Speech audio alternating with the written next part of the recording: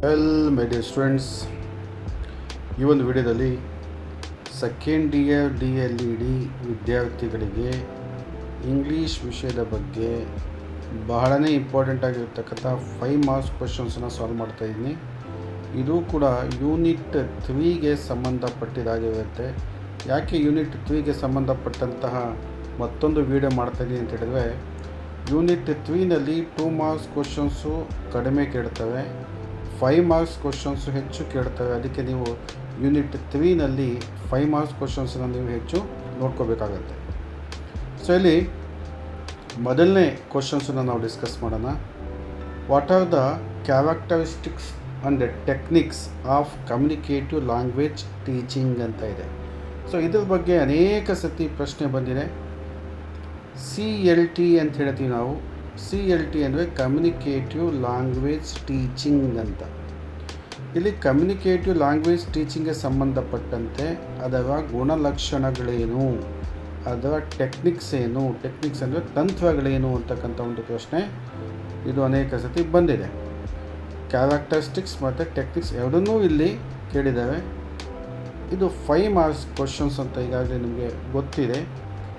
ಈ CLTಯ ಕ್ಯಾರೆಕ್ಟರಿಸ್ಟಿಕ್ಸು ಮತ್ತು ಟೆಕ್ನಿಕ್ಸನ್ನು ನಾವು ಡಿಸ್ಕಸ್ ಮಾಡೋಕ್ಕಿಂತ ಮುಂಚೆ ಈ CLT ಅಂದ್ರೇನು ಅಂತಕ್ಕಂಥದ್ದು ನಾವು ಅಂಡರ್ಸ್ಟ್ಯಾಂಡ್ ಮಾಡ್ಕೊಳ್ಳೋಣ.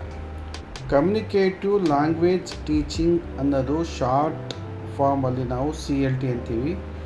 ಈಸ್ ಆ್ಯನ್ ಅಪ್ರೋಚ್, ಇದು ಒಂದು approach that aims to develop learners ability to communicate effectively in real life situation. ನೋಡಿ, ಇಲ್ಲಿ 3rd ಯೂನಿಟ್ ಯಾವುದಕ್ಕೆ ಸಂಬಂಧಪಟ್ಟಿದೆ? ಮೆಥಡ್ಸ್ ಇದೆ, ಅಪ್ರೋಚ್ ಇದೆ, ಟೆಕ್ನಿಕ್ಸ್ಗೆ ಸಂಬಂಧಪಟ್ಟಿರ್ತಕ್ಕಂಥದ್ದು. ಈ CLT ಅಂತಕ್ಕಂಥದ್ದು ಒಂದು ಅಪ್ರೋಚ್, ಇದು ಪಾಠ ಮಾಡುವಂತಹ ಒಂದು ಅಪ್ರೋಚ್. ಇದರ ಮುಖ್ಯ ಉದ್ದೇಶ ಅಥವಾ ಗುರಿ ಏನು ಅಂತ ಹೇಳಿದ್ರೆ, ಟು ಡೆವಲಪ್ ಲರ್ನರ್ಸ್ ಎಬಿಲಿಟಿ. ನೋಡಿ, ಲರ್ನರ್ಸ್ನ ಎಬಿಲಿಟಿಯನ್ನು ಡೆವಲಪ್ ಮಾಡ್ತಕ್ಕಂಥದ್ದು. ಡೆವಲಪ್ ಲರ್ನರ್ಸ್ ಎಬಿಲಿಟಿ ಅಂತ ಹೇಳಿದರೆ ವಿದ್ಯಾರ್ಥಿಗಳ ಸಾಮರ್ಥ್ಯವನ್ನು ಡೆವಲಪ್ ಮಾಡ್ತಕ್ಕಂಥದ್ದು. ಏನಕ್ಕೆ? ಟು ಕಮ್ಯುನಿಕೇಟ್ ಎಫೆಕ್ಟಿವ್ಲಿ, ವಿದ್ಯಾರ್ಥಿಗಳು ಎಫೆಕ್ಟಿವ್ ಆಗಿ ಕಮ್ಯುನಿಕೇಟ್ ಮಾಡಬೇಕು ಅಂತಕ್ಕಂಥ ಉದ್ದೇಶ. ಬಹಳ ಎಫೆಕ್ಟಿವ್ ಆಗಿ ಸಂವಹನವನ್ನು ಮಾಡಬೇಕು. ಎಲ್ಲಿ? ಇನ್ ರಿಯಲ್ ಲೈಫ್ ಸಿಚುವೇಶನ್, ನೈಜ ಅಥವಾ ನಿಜ ಜೀವನ ಸನ್ನಿವೇಶಗಳಲ್ಲಿ ವಿದ್ಯಾರ್ಥಿಗಳು ಬಹಳ ಎಫೆಕ್ಟಿವ್ ಆಗಿರ್ತಕ್ಕಂಥ ಕಮ್ಯುನಿಕೇಷನ್ ಮಾಡೋದಕ್ಕೆ ಬೇಕಾಗಿರ್ತಕ್ಕಂಥ ಸಾಮರ್ಥ್ಯವನ್ನು ಬೆಳೆಸುವುದು ಇದರ ಮುಖ್ಯ ಏಮ್ಗೆ ಗುರಿ ಅಥವಾ ಉದ್ದೇಶ ಅಂತ ಅಂದ್ಕೋಬೋದು. ಈ CLT ಅಂದರೆ ನಿಮ್ಗೆ ಗೊತ್ತಾಗಿದೆ. CLT ಒಂದು ಅಪ್ರೋಚ್, ಅದರ ಮುಖ್ಯ ಏನು ಅಂತ ಹೇಳಿದ್ರೆ ಡೆವಲಪ್ ಮಾಡೋದು. ಏನನ್ನು ಡೆವಲಪ್ ಮಾಡೋದು? ಲರ್ನರ್ಸ್ ಎಬಿಲಿಟಿ, ವಿದ್ಯಾರ್ಥಿಗಳ ಸಾಮರ್ಥ್ಯ. ಏನಕ್ಕೆ? ಕಮ್ಯುನಿಕೇಟ್ ಎಫೆಕ್ಟಿವ್ಗೆ, ಎಲ್ಲಿ? Real life situation. ಹೀಗೆ ನೀವೇನು ಮಾಡಬೇಕು? ಅದನ್ನು ಪಾರ್ಟ್ ಮಾಡಿ ಅಂಡರ್ಸ್ಟ್ಯಾಂಡ್ ಮಾಡಿಕೊಂಡು ನಿಮಗೆ ಗೊತ್ತಾಗ್ಬಿಡುತ್ತೆ. ಈಗ ನಮಗೆ ಮೀನಿಂಗ್ ಗೊತ್ತಾಯಿತು, ಕಮ್ಯುನಿಕೇಟಿವ್ ಲ್ಯಾಂಗ್ವೇಜ್ ಟೀಚಿಂಗ್ ಮೀನಿಂಗ್ ಗೊತ್ತಾಯಿತು. ಅಥವಾ ಕ್ಯಾರೆಕ್ಟರಿಸ್ಟಿಕ್ಸ್ ಮತ್ತು ಟೆಕ್ನಿಕ್ಸ್ ಬಗ್ಗೆ ನಾವೇನು ಮಾಡಬೇಕು? ಡಿಸ್ಕಸ್ ಮಾಡಬೇಕು.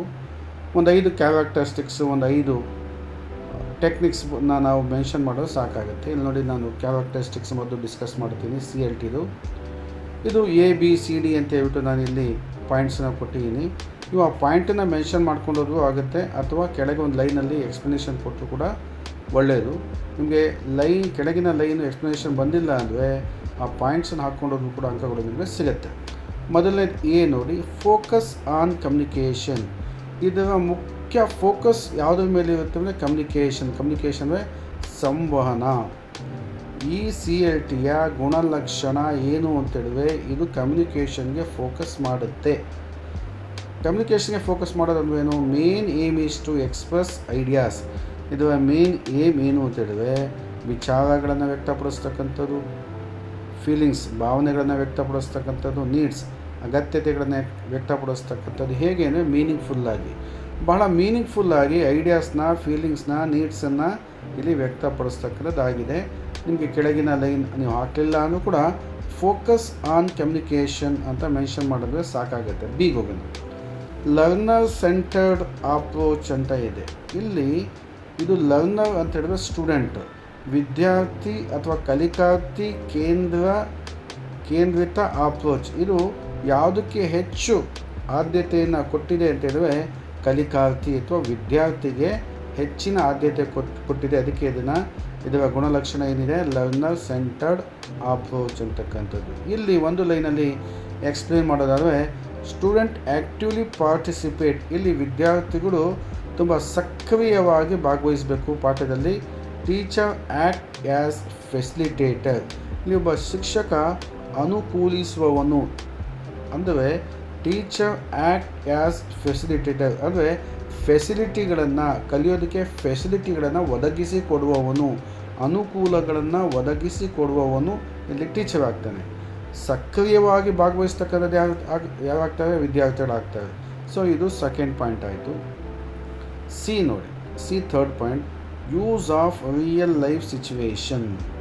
ಅಂದರೆ ನಿಜ ಜೀವನದ ಸನ್ನಿವೇಶಗಳನ್ನು ಇಲ್ಲಿ ಬಳಸಿಕೊಳ್ಳೋದು ಒಂದು ಮುಖ್ಯ ಲಕ್ಷಣ ಆಗಿದೆ. ನಿಜ ಜೀವನದ ಸನ್ನಿವೇಶಗಳನ್ನು ಬಳಸಿಕೊಳ್ಳುವುದು. Language is thought through everyday context and practical use. ಇಲ್ಲಿ ಭಾಷೆಯನ್ನು ಪ್ರತಿದಿನದ ಸನ್ನಿವೇಶಗಳನ್ನು ಬಳಸ್ಕೊಂಡು ಅದರ ಮೂಲಕ ಮತ್ತು ಪ್ರಾಕ್ಟಿಕಲ್ ಆಗಿ ಲ್ಯಾಂಗ್ವೇಜನ್ನು ಹೇಗೆ ಬಳಕೆ ಮಾಡಬೇಕು ಅದರ ಮೂಲಕ ಪಾಠವನ್ನು ಮಾಡ್ತಕ್ಕಂಥದ್ದು ಇಲ್ಲಿ ಮುಖ್ಯ ಲಕ್ಷಣ ಆಗುತ್ತೆ. ಅದಕ್ಕೆ ನಾವು ಇದನ್ನು use of real life situation, ಈ ಒಂದು CLTಯಲ್ಲಿ ಇದು ಒಂದು ಗುಣಲಕ್ಷಣ ಆಗಿದೆ. ಯಾವುದು, use of real life situation. D point, 4ನೇ ಪಾಯಿಂಟ್ಗೆ ಹೋಗೋಣ. Fluency over accuracy. ನೋಡಿ, ಫ್ಲೂಯೆನ್ಸಿ ಓವರ್ ಅಕ್ಯುರೇಸಿ. ಇಲ್ಲಿ ಯಾವುದಕ್ಕೆ ಹೆಚ್ಚು ಆದ್ಯತೆಯನ್ನು ನೀಡಲಾಗಿದೆ ಅಂದರೆ ಫ್ಲೂಯೆನ್ಸಿ, ನಿರರ್ಗಳತೆ ಅಂತ ನಾವು ಕನ್ನಡದಲ್ಲಿ ಹೇಳ್ತೀವಲ್ಲ ಅದು. Importance is given to speaking naturally. ಯಾವುದಕ್ಕೆ ಹೆಚ್ಚು ಪ್ರಾಮುಖ್ಯತೆಯನ್ನು ನೀಡಲಾಗಿದೆ ಅಂತ ಹೇಳಿದ್ರೆ ಸ್ಪೀಕಿಂಗ್ ನ್ಯಾಚುರಲಿ, ಮಕ್ಕಳು ಸ್ವಾಭಾವಿಕವಾಗಿ ಮಾತಾಡಬೇಕು. ದೋ accuracy is also developed gradually. Accuracy ಅಂದಾಗ ವ್ಯಾಕರಣಬದ್ಧವಾಗಿ ಅಂತಕ್ಕಂಥದ್ದಾಗತ್ತೆ. ಅಂದರೆ ಮೊದಲು ವ್ಯಾಕರಣಬದ್ಧವಾಗಿಯೇ ಮಾತಾಡಬೇಕು ಅಂತೇನಿಲ್ಲ, ಮಕ್ಕಳು ಸಾಮಾನ್ಯವಾಗಿ ಸಹಜವಾಗಿ ಮಾತಾಡಬೇಕು. ದೋ accuracy is also developed, accuracy ಕೂಡ ಡೆವಲಪ್ ಆಗುತ್ತೆ. ಅದು ಹೇಗೆ ಡೆವಲಪ್ ಆಗುತ್ತೆ ಅಂದರೆ ಗ್ರಾಜುವಲಿ, ಕ್ರಮೇಣ.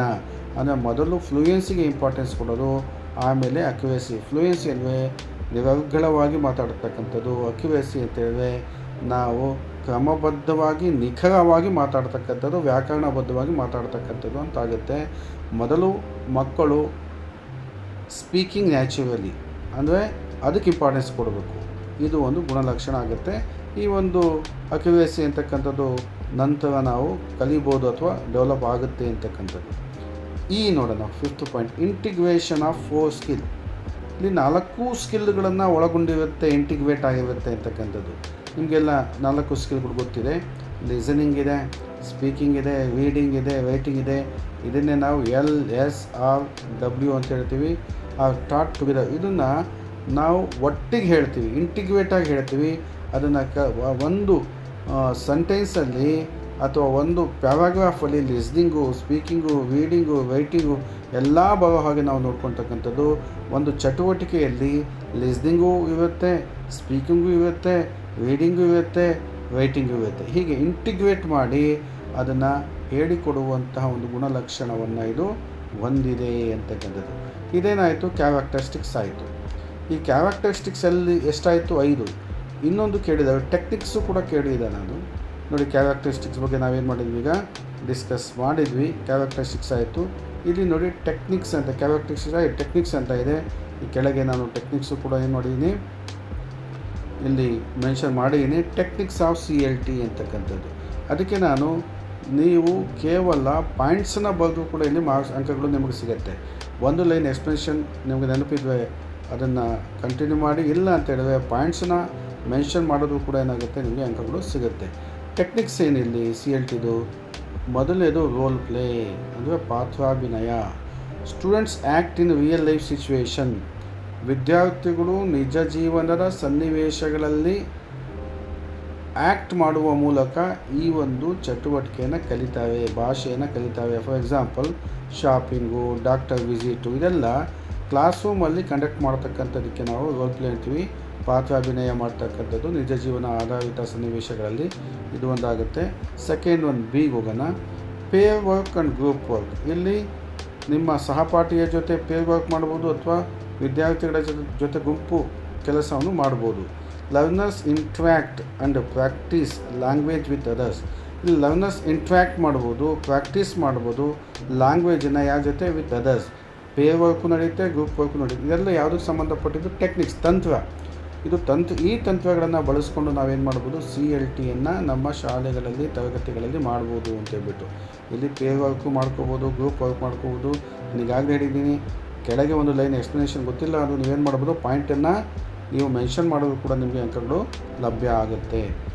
ನೋಡಿ, ಇನ್ಫಾರ್ಮೇಷನ್ ಗ್ಯಾಪ್ ಆ್ಯಕ್ಟಿವಿಟೀಸ್ ಕೂಡ ಕೊಡ್ಬೋದು. ಇದು ಒಂದು ಟೆಕ್ನಿಕ್ಕಾಗಿ ನಾವು ಬಳಸ್ಕೋಬೋದು. Student exchange missing information to complete a task. ಒಂದು ಟಾಸ್ಕ್ ಕೊಟ್ಟಿರ್ತವೆ, ಅಲ್ಲಿ ಇನ್ಫಾರ್ಮೇಷನ್ ಮಿಸ್ ಆಗಿರುತ್ತೆ, just like filling the blanks type. Student ಏನು ಮಾಡ್ತವೆ, ಏನು ಮಿಸ್ ಆಗಿದೆ ಇನ್ಫಾರ್ಮೇಷನ್ ಅದನ್ನು ಎಕ್ಸ್ಚೇಂಜ್ ಮಾಡಿಕೊಂಡು ಅದನ್ನು ಕಂಪ್ಲೀಟ್ ಮಾಡುವಂಥ ಕೆಲಸ ಕೂಡ ನಡೆಯುತ್ತೆ. ಅದನ್ನು ಇನ್ಫಾರ್ಮೇಷನ್ ಗ್ಯಾಪ್ ಆ್ಯಕ್ಟಿವಿಟೀಸ್ ಅಂತ ಕೂಡ ನಾವು ಹೇಳ್ತೀವಿ. ಈ ಒಂದು ಟೆಕ್ನಿಕ್ಕನ್ನು ಬಳಸ್ಕೊಂಡು ನಾವು CLT ಮಾಡ್ಬೋದು.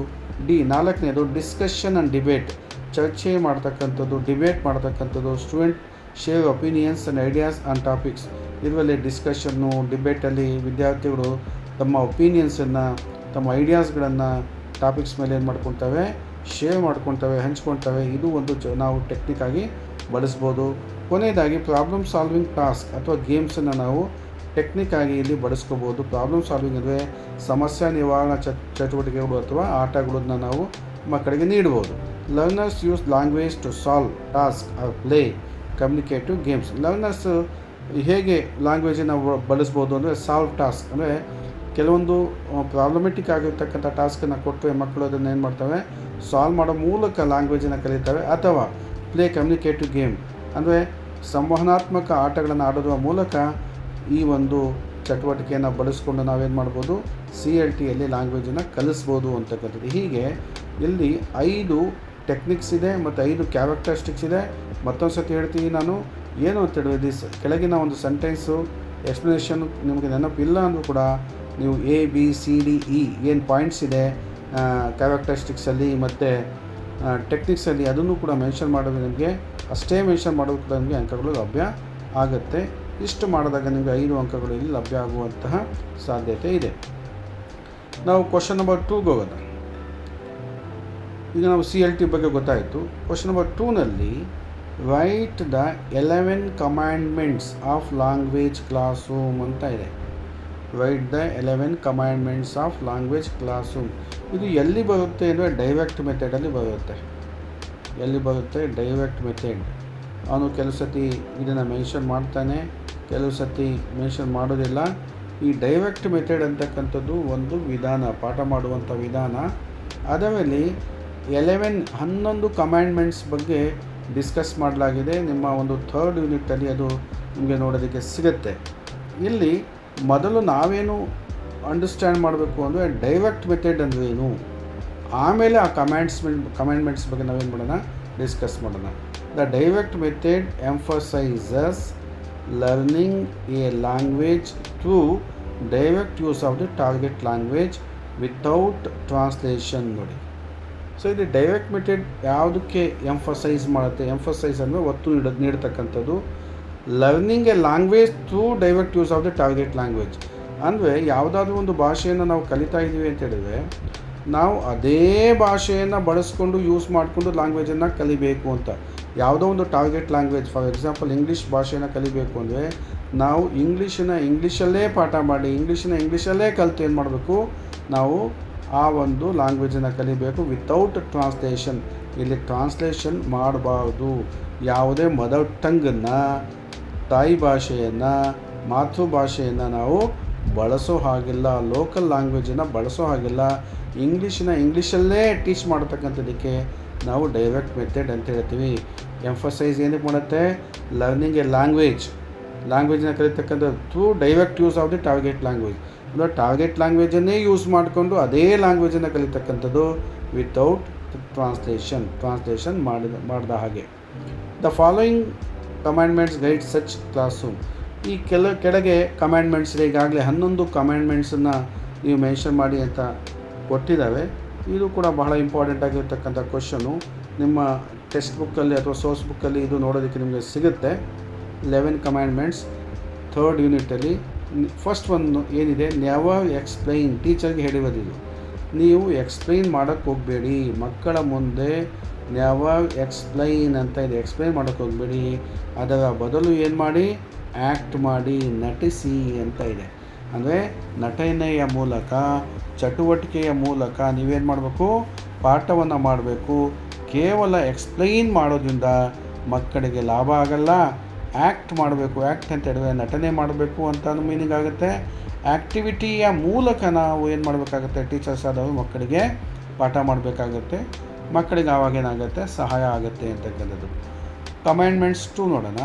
Never make a speech. ಯಾವತ್ತೂ ಸ್ಪೀಚ್ ಮಾಡಬೇಡಿ. ಮಕ್ಕಳ ಮುಂದೆ ಸ್ಪೀಚ್ ಮಾಡೋದಕ್ಕೆ ಹೋಗಬೇಡಿ. ಭಾಷಣ ಮಕ್ಕಳಿಗೆ ಬೇಡ. ಆಸ್ಕ್ ಕ್ವಶನ್ಸ್ ಅಂತಬೇಟು. ಮಕ್ಕಳಿಗೆ ಪ್ರಶ್ನೆಯನ್ನು ಕೇಳಿ.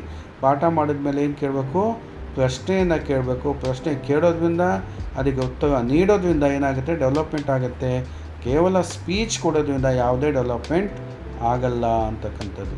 Third one, never imitate mistakes. Correct ಅಂತ ಇದೆ. ಅಂದರೆ ಯಾವುದೂ ಮಿಸ್ಟೇಕ್ಸನ್ನು ನಾವು ಇಮಿಟೇಟ್ ಮಾಡಬಾರ್ದು. ಇಮಿಟೇಟ್ ಅಂದರೆ ಅನುಕರಣೆ ಮಾಡಬಾರ್ದು. ಯಾವ ಒಂದು ತಪ್ಪು ಮಾಡಿದಾಗ ಅಂದರೆ ಅದನ್ನು ನಾವು ಅನುಕರಣೆ ಮಾಡಿ ಅದೇ ತಪ್ಪನ್ನು ನಾವು ಮಾಡಬಾರ್ದು. ನಾವೇನು ಮಾಡಬೇಕು, ಕರೆಕ್ಷನ್ ಮಾಡಬೇಕು. ಅಂದರೆ ಹಿಂದೆ ಆಗಿರ್ತಕ್ಕಂಥ ತಪ್ಪುಗಳನ್ನು ನಾವು ಇಮಿಟೇಟ್ ಅಂದಾಗ ಅನುಕರಣೆ. ಆ ತಪ್ಪುಗಳನ್ನು ಅನುಕರಣೆ ಮಾಡಬಾರ್ದು. ಫಾರ್ ಎಕ್ಸಾಂಪಲ್, ಯಾರೋ ತಪ್ಪಾಗಿ ನೋಟ್ಸ್ ಕೊಟ್ಟಿರ್ತಾರೆ, ಅದು ಮಾಡಿರ್ತಾರೆ, ಅದೇ ನೋಟ್ಸನ್ನು ನಾವು ತಪ್ಪಾಗಿ ಬರ್ಕೊಳೋದು, ತಪ್ಪಾಗಿ ಓದೋದು, ಮುಂದೆ ಅದನ್ನೇ ಇನ್ನೊಬ್ಬದು ಕೊಡೋದು. ಆ ತಪ್ಪುಗಳು ಏನಾಗ್ತಾ ಇರುತ್ತೆ, ಕಂಟಿನ್ಯೂ ಆಗ್ತಾ ಇರುತ್ತೆ. ಅದಕ್ಕೆ ಆ ತಪ್ಪುಗಳನ್ನು ನಾವೇನು ಮಾಡಬಾರ್ದು, ಇಮಿಟೇಟ್ ಮಾಡಬಾರ್ದು, ಅನುಕರಣೆ ಮಾಡಬಾರ್ದು. ಅದನ್ನು ಏನು ಮಾಡಬೇಕು, ಕರೆಕ್ಟ್, ಅದನ್ನು ಸರಿಪಡಿಸಬೇಕು ಅಂತಕ್ಕಂಥದ್ದು. Never speak with single words, use sentence. ಇದು ಟೀಚರು ಆಗಿರ್ಬೋದು, ಸ್ಟೂಡೆಂಟ್ ಆಗಿರ್ಬೋದು. ನಾವು ಯಾವುದೇ ಸಿಂಗಲ್ ವರ್ಡಲ್ಲಿ ಉತ್ತರಗಳನ್ನು ನೀಡಬಾರ್ದು. ಒಂದೇ ಪದದಲ್ಲಿ ಉತ್ತರನ ಅಥವಾ ಮಾತನ್ನು ಹೇಳಬಾರ್ದು. Use sentence. ವಾಕ್ಯಪೂರ್ಣವಾಗಿ ನಾವು ಉತ್ತರ ಹೇಳ್ತಕ್ಕಂಥದ್ದು, ಮಾತನಾಡ್ತಕ್ಕಂಥದ್ದು ಒಳ್ಳೆಯದು. ನಾವು ಭಾಷೆ ಕಲಿಯಬೇಕಾದ್ರೆ ಪದಗಳ ಮೂಲಕ ನಾವು ಉತ್ತರಗಳನ್ನು ಹೇಳಿದಾಗ ಅಥವಾ ಮಾತಾಡಿದಾಗ ಭಾಷೆ ಕಲಿಯೋದು ಕಷ್ಟ ಆಗುತ್ತೆ. ನಾವು ಪದಗಳ ಬದಲು ಸೆಂಟೆನ್ಸ್, ವಾಕ್ಯದಲ್ಲಿ ಉತ್ತರ ಕೊಡ್ತಕ್ಕಂಥದ್ದು, ಮಾತಾಡ್ತಕ್ಕಂಥದ್ದು ಒಳ್ಳೆಯದು. Never speak too much, make student speak much ಅಂತ ಇದು ಟೀಚರ್ ಹೇಳಿದ್ದಾರೆ. ಟೀಚರೇ ಹೆಚ್ಚು ಮಾತಾಡಬಾರ್ದು. ನೆವರ್ ಸ್ಪೀಕ್ ಟೂ ಮಚ್ ಅಂದರೆ ತುಂಬ ಜಾಸ್ತಿ, ತುಂಬ ಹೆಚ್ಚು ಟೀಚರ್ ಮಾತಾಡಬಾರ್ದು. Make students speak much. ವಿದ್ಯಾರ್ಥಿಗಳಿಂದ ನಾವು ಹೆಚ್ಚು ಮಾತನಾಡಿಸ್ಬೇಕು. ಯಾಕೆ ಅಂತೇಳಿದ್ರೆ ಭಾಷೆಯನ್ನು ಕಲಿಯೋದಕ್ಕೆ ಬಂದಿರತಕ್ಕಂಥದ್ದು ವಿದ್ಯಾರ್ಥಿಗಳು. ಅದಕ್ಕೆ ವಿದ್ಯಾರ್ಥಿಗಳಿಂದ ನಾವು ಏನು ಮಾಡಬೇಕು, ಹೆಚ್ಚು ಮಾತಾಡಿಸ್ಬೇಕು. ನಾವು ಒಂದು ಟೀಚರ್ಸ್ ಇಲ್ಲಿ ಹೆಚ್ಚು ಮಾತನಾಡಬಾರದು ಅಂತಕ್ಕಂಥದ್ದು. 6 ಪಾಯಿಂಟ್ ಏನಿದೆ, never use the book, use your lesson plan. ಇದು ಕೂಡ ಟೀಚರ್ಗೆ ಸಂಬಂಧಪಟ್ಟಿದ್ದು. ನೀವು ಬುಕ್ಕನ್ನು ಇಟ್ಕೊಂಡು ಪಾಠ ಮಾಡಬೇಡಿ. ನೀವು ಯೂಸ್ ಯುವರ್ ಲೆಸನ್ ಪ್ಲ್ಯಾನನ್ನು, ಪಾಠ ಯೋಜನೆ ಏನು ಮಾಡಿರ್ತೀರ ಅದನ್ನು ಮುಂದೆ ಇಟ್ಕೊಂಡು ನೀವೇನು ಮಾಡಬೇಕು, ಪಾಠವನ್ನು ಮಾಡಬೇಕು. Never use the book. ಯಾವತ್ತೂ ಬುಕ್ಕನ್ನು ಯೂಸ್ ಮಾಡಿಬಿಡಿ. ನಮ್ಮ ಲೆಸನ್ ಪ್ಲ್ಯಾನನ್ನು ಮಾಡಿಕೊಂಡು ಸಿದ್ಧಪಡಿಸ್ಕೊಂಡು ನೀವು ಪಾಠವನ್ನು ಮಾಡಬೇಕು ಅಂತಕ್ಕಂಥದ್ದು. Never go two fast. ತುಂಬ ಫಾಸ್ಟಾಗಿ ನೀವು ಪಾಠ ಮಾಡೋದಕ್ಕೆ ಹೋಗಬೇಡಿ. ಭಾಳ ಸ್ಪೀಡಾಗಿ, ಫಾಸ್ಟಾಗಿ ಪಾಠ ಮಾಡೋಕ್ಕೆ ಹೋಗಬೇಡಿ. ಯಾಕೆಂದರೆ ಮಕ್ಕಳಿಗೆ ಕ್ಯಾಚ್ ಮಾಡೋಕ್ಕೆ ಆಗಲ್ಲ. Keep to the pace of the student. ಅಂದರೆ ಮಕ್ಕಳ ಒಂದು ಪೇಸಿಗೆ, ಮಕ್ಕಳ ಒಂದು ಅಂಡರ್ಸ್ಟ್ಯಾಂಡಿಂಗ್ ಲೆವೆಲಿಗೆ ಎಷ್ಟು ಸ್ಪೀಡ್ ಬೇಕು ಅಷ್ಟು ಸ್ಪೀಡನ್ನು ಮಾತ್ರ ಮೇಂಟೈನ್ ಮಾಡಿ. ತುಂಬ ಫಾಸ್ಟಾಗಿ ಪಾಠ ಮಾಡ್ತಕ್ಕಂಥದ್ದು ವೇಸ್ಟ್ ಆಗುತ್ತೆ. ಮಕ್ಕಳ ಸಾಮರ್ಥ್ಯಕ್ಕೆ ಅನುಗುಣವಾಗಿ ನೀವು ತಮ್ಮ ಸ್ಪೀಡನ್ನು ಇಟ್ಕೋಬೇಕು ಅನ್ನೋದು. Never speak two slowly. ಹಾಗಂತ ತುಂಬ ನಿಧಾನವಾಗಿ ಮಾತಾಡ್ತಕ್ಕಂಥದ್ದು ಅಲ್ಲ. ನಾವು ತುಂಬ ಫಾಸ್ಟಾಗಿ ಮಾತಾಡಬಾರ್ದು, ಪಾಠ ಮಾಡಬಾರ್ದು. ಅಂದರೆ ತುಂಬ ನಿಧಾನವಾಗಿ ಪಾಠ ಮಾಡತಕ್ಕಂಥದ್ದು ತಪ್ಪಾಗುತ್ತೆ. Speak normally. ನಾವು ಮಾತನಾಡುವಾಗ, ಪಾಠ ಮಾಡುವಾಗ ಅಥವಾ ಪಾಠ ಮಾಡುವಂಥ ಸಂದರ್ಭದಲ್ಲಿ ಮಾತಾಡುವಾಗ ನಾರ್ಮಲ್ಲಾಗಿ ಮಾತಾಡಬೇಕು. ಯೂಶ್ವಲ್ಲಾಗಿ ಹೆಂಗೆ ಮಾತಾಡ್ತೀವಿ ಹಾಗೆ ನಾವು ಮಾತಾಡಬೇಕು. ತುಂಬ ಸ್ಪೀಡು ಇರಬಾರ್ದು, ತುಂಬ ಸ್ಲೋನೂ ಇರಬಾರ್ದು. ನಾವು ನಾರ್ಮಲಾಗಿ ಪಾಠವನ್ನು ಅಥವಾ ಮಾತುಗಳನ್ನು ಆಡಬೇಕು ಅಂತಕ್ಕಂಥದ್ದು. Never speak two quickly. ನಾವು ತುಂಬ ಕ್ವಿಕ್ಕಾಗಿ ಕೆಲವು ಮಾತಾಡ್ತೇವೆ, ಏನು ಹೇಳಿದ್ದಾರೆ ಅಂತಲೇ ಗೊತ್ತಾಗಲ್ಲ. ಭಾಳ ಕ್ವಿಕ್ಕಾಗಿ ಮಾತಾಡ್ತಕ್ಕಂಥದ್ದು ತಪ್ಪು. ಅದು ಮಾಡೋದಕ್ಕೆ ಹೋಗಬೇಡಿ. Speak naturally. ಸ್ವಾಭಾವಿಕವಾಗಿ ಮಾತನಾಡಿ. ತುಂಬ ಕ್ವಿಕ್ಕಾಗಿ ಮಾತಾಡಬೇಡಿ, ವೇಗವಾಗಿ, ಅತೀ ವೇಗವಾಗಿ ಮಾತಾಡಬೇಡಿ. ಸ್ಪೀಕ್ ನ್ಯಾಚುರಲಿ ಅಂದರೆ ಸ್ವಾಭಾವಿಕವಾಗಿ ಮಾತಾಡಿ ಅಂತ. ನೆವರ್ ಬಿ ಇಂಪೇಷಿಯಂಟ್, ಅಸಹನೆಯನ್ನು ನೀವು ಇಟ್ಕೋಬೇಡಿ. Take it easy. ಮಕ್ಕಳು ಕಲಿತಾ ಇಲ್ಲ, ಹೋಮ್ವರ್ಕ್ ಮಾಡಿಲ್ಲ, ಅದು ಮಾಡಿಲ್ಲ, ಇದು ಮಾಡಿಲ್ಲ ಅಂತ ಟೀಚರು ಇಂಪೇಷಿಯಂಟ್ ಆಗಬಾರ್ದು. ಅಸಹನೆಯನ್ನು ಇಟ್ಕೋಬಾರ್ದು ಮೈಂಡಲ್ಲಿ. Take it easy. ಕೆಲವು ಸತಿ ಮಕ್ಕಳು ತಪ್ಪು ಮಾಡಿದಾಗ ಅದನ್ನು ಟೇಕ್ ಇಟ್ ಈಸಿ ಮಾಡಬೇಕಾಗತ್ತೆ. ಅದನ್ನು ನಾವು ಬಹಳ ಸರಳವಾಗಿ ಸಿಂಪಲ್ಲಾಗಿ ತೊಗೋಬೇಕಾಗತ್ತೆ. ತುಂಬಾ ನಾವು ಸಿಟ್ಟು ಮಾಡಿಕೊಂಡು ಇಂಪೇಷಿಯಂಟ್ ಆಗೋದು ತಪ್ಪು ಅಂತಕ್ಕಂಥದ್ದು ಇದೆ.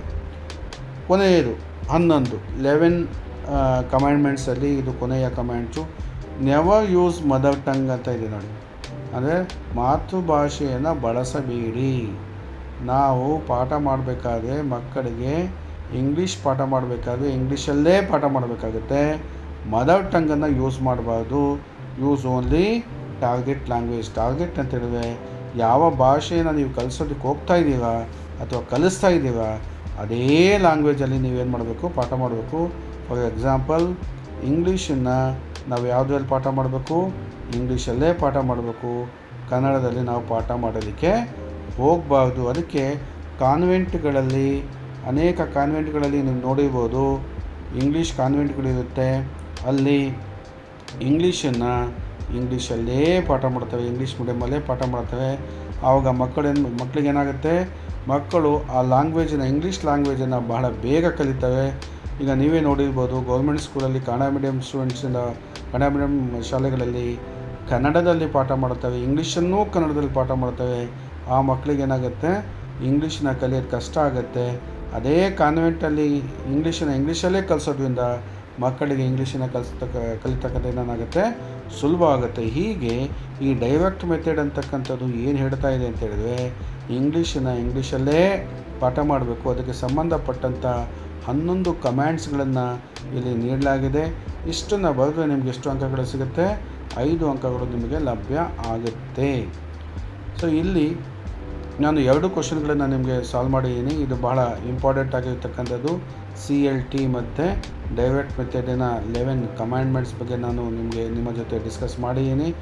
ಈ ವಿಡಿಯೋದನ್ನು ನೀವು ಇಂಥದ್ದೇ ವಿಡಿಯೋಗಳನ್ನು ನೀವು ಇನ್ನೂ ಹೆಚ್ಚು ನೋಡಿ ಮತ್ತು ಭಾಳ ಇಂಪಾರ್ಟೆಂಟ್ ಆಗಿರ್ತಕ್ಕಂಥ ಪ್ರಶ್ನೆಗಳನ್ನು ನಾನು ತೊಗೊಂಡು ಬಂದು ಇಲ್ಲಿ ಈ ವಿಡಿಯೋದಲ್ಲಿ ನಾನೇನು ಮಾಡ್ತೀನಿ, ಡಿಸ್ಕಸ್ ಮಾಡ್ತೀನಿ. ನಿಮಗೆ ಇದರಿಂದ ಬಹಳ ಉಪಯೋಗ ಆಗುತ್ತೆ ಅಂತ ಅಂದ್ಕೊಂಡಿದ್ದೀನಿ. ನನ್ನ ಈ ಒಂದು ಚಾನಲನ್ನು ಸಬ್ಸ್ಕ್ರೈಬ್ ಮಾಡ್ಕೊಳ್ಳಿ. ಯಾಕೆಂತ ಹೇಳಿದ್ರೆ ನಾನು ಮಾಡುವಂಥ ಪ್ರತಿಯೊಂದು ಹೊಸ ವಿಡಿಯೋ ನಿಮಗೆ ಅತಿ ಬೇಗ ತಲುಪುತ್ತೆ. ನಿಮಗೆ ಎಕ್ಸಾಮಿನೇಷನ್ಸಲ್ಲಿ ಬಹಳ ಸಹಾಯ ಆಗುತ್ತೆ ಅಂತ ಹೇಳಿ, all the best for your examination ಅಂತೇಳಿ ನಾನು ಈ ವಿಡಿಯೋನ ಇಲ್ಲೇ ನಾನು ಮುಗಿಸ್ತಾ ಇದ್ದೀನಿ. ಧನ್ಯವಾದಗಳು.